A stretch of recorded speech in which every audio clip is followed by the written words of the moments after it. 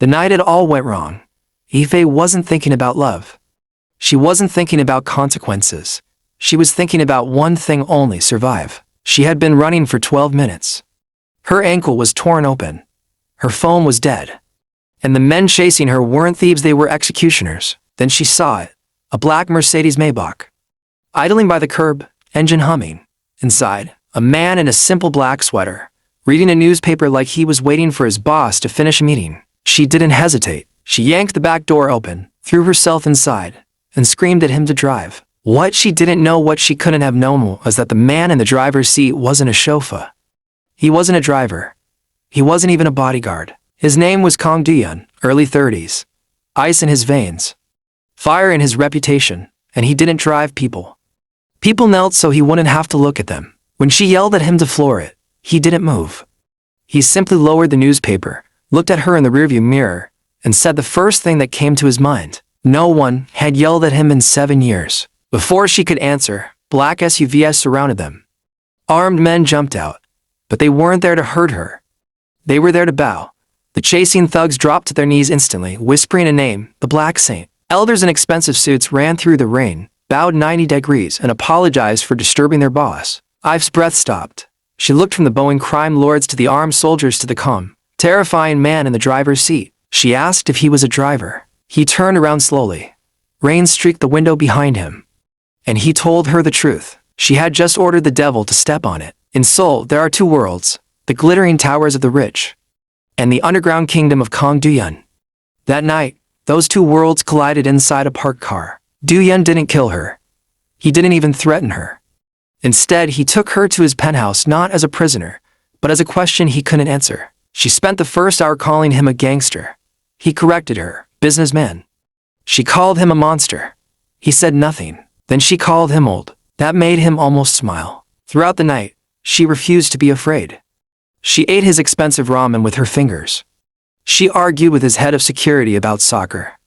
And at 3 a.m., when she thought he was asleep, she cried alone on his leather couch. He heard everything. The next morning, she tried to use his complicated coffee machine. When she failed, he appeared behind her and told her to press the green button.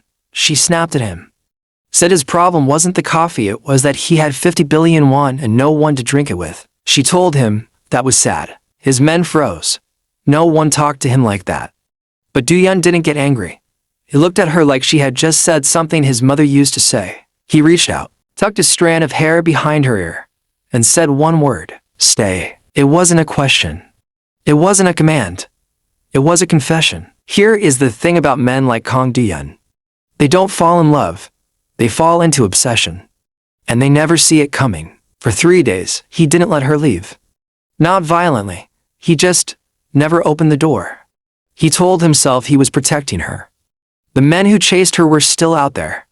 It was logical, but logic had nothing to do with it. He started watching her. The way she cursed in English when she was frustrated. The way she wrapped her arms around herself when she was cold. The way she looked at the city lights at night like she was saying goodbye to something. He had killed men for less, but he couldn't even raise his voice at her. One night, she asked him why he was being kind. He didn't have an answer. So instead, he told her the truth he hadn't told anyone in 10 years. He was lonely. She didn't pity him. She didn't run.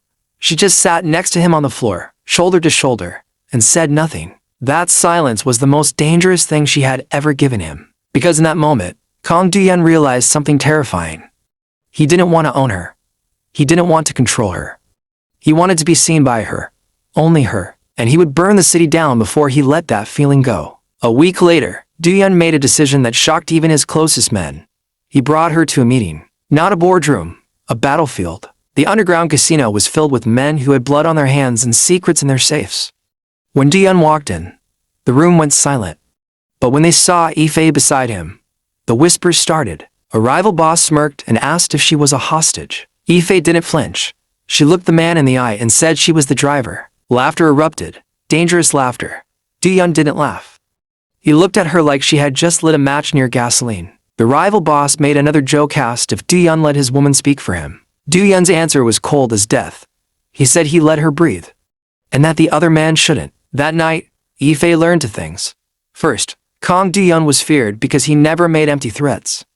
Second, the rival boss who laughed at her, by morning, he wouldn't exist. She sat in the car afterward, shaking. She asked if he would always protect her. He looked at her, really looked at her, and said something that shattered the last wall between them. He said yes, not because it was smart, not because it was safe, but because somewhere between the whiskey and the danger, he had stopped being a boss and started being a man who was terrified of losing her. Love in the underworld is not gentle.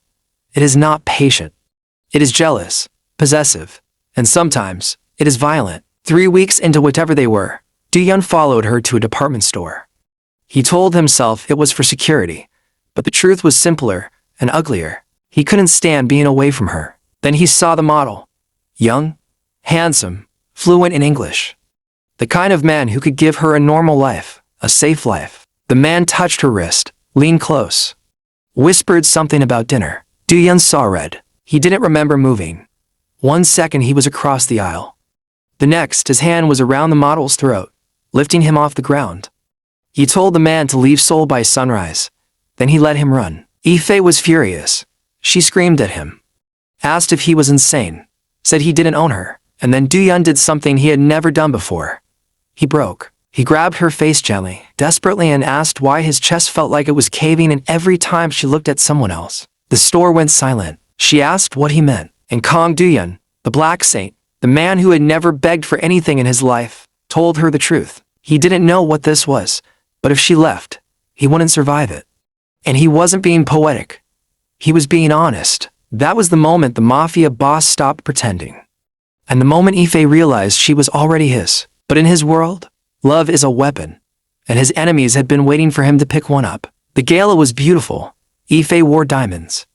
Do-yun couldn't stop looking at her. For one night, they almost felt normal. But one of his most trusted men, Seung-ho, who had bled for him for 8 years, saw something else. He saw weakness. He saw a virus that needed to be removed. When Ife went to the parking garage alone, Seung-ho was waiting. He grabbed her, injected something into her neck. And the last thing she saw before the world went dark was his cold smile. Do-yun was still in the ballroom when his phone buzzed. A photo. Ife, unconscious, tied to a chair in an abandoned warehouse. A message, come alone, or she drowns in the river. He didn't scream. He didn't cry. He simply looked up at his men and gave an order so quiet, so calm, that it was more terrifying than any shout. Find every boat on that river. Burn them all. The warehouse smelled like rust and rain. Ife was tied to a chair, her lip bleeding, her ribs aching, but her eyes were still burning. Seung-ho leaned close, told her Do-yun wouldn't come. Said she was just a game. Ife spat blood at his feet and told him he didn't know the man he had betrayed. She said Do-yun wasn't coming to save her. He was coming to erase him. 2 minutes later, the door blasted open. Do-yun walked in alone. No gun. No backup. Just his presence. Seung-ho panicked. Grabbed a knife. Pressed it to Ife's throat. He told Do-yun to take one more step and she died. Do-yun stopped. He looked at Ife. She shook her head. Don't you dare surrender for me. She screamed at him to kill Seung-ho. Said she wasn't afraid to die. And then Do-yun spoke. Not to her. To the traitor. He reminded Seung-ho that he had worked for him for 8 years. So he knew Do-yun never made empty threats. Put the knife down, he said, and your family lives. Seung-ho hesitated. 1 second. That was all Do-yun needed. He moved faster than anyone could see. Disarmed him. Broke his arm. Held the knife to the traitor's throat and whispered 3 words. You touched her. He didn't kill him. That would have been mercy. Instead, he handed him to his men and told them to make him suffer for exactly as long as Ife had been afraid. Then he cut her loose. She fell into his arms. He held her like she was made of glass. And for the first time, she felt him shake. He told her he would always come, even if he had to walk through hell barefoot. That night, in the rain, with the warehouse burning behind them, he kissed her forehead, then her tears, then her lips, and the black saint did something he had never done before. He prayed. Not to God. To her. Just stay alive, just stay with me. You think that's the end? That they escaped into the sunset? No, because in the Mafia, love stories don't end with a kiss, they end with a choice. 3 months passed. Ife had her own key now, her own closet. She cooked him terrible Korean food, and he ate every bite like it was a feast.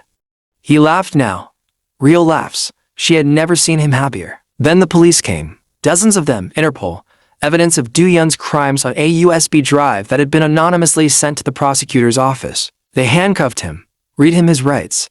As they led him to the elevator, he looked back at Ife. She was standing in the doorway, tears streaming down her face. He asked if she did it. She didn't answer. But her silence was louder than any confession. Because weeks earlier, she had met with a detective. She had cried. She had said she loved Do-yun, and that was exactly why she had to stop him. He would never leave this life for her. So she had to make the life leave him. In the elevator, just before the doors closed, Do-yun turned his head one last time. He didn't look angry. He didn't look betrayed. He smiled, and he thanked her for caring enough to save him from himself. The doors closed. Ife fell to her knees in the empty penthouse. The city lights flickered, and she realized something she hadn't understood before. She thought she was betraying him, but she was the first person who ever truly protected him. Kang Do-yun went to prison that night, but he didn't fight it. He didn't run. Because for the first time in his life, someone had chosen the man over the monster. 1 year later, Ife was working at a small cafe in Bizen. She had changed her name, cut her hair, tried to forget. Then a customer walked in. Black sweater, silver watch. A scar across his eyebrow that hadn't been there before. He sat down, looked at her, and said he was looking for a driver. She dropped the coffee pot. It shattered. She asked how he was out of prison. He told her he had made a deal. Testified against the rest of his organization. Got 5 years.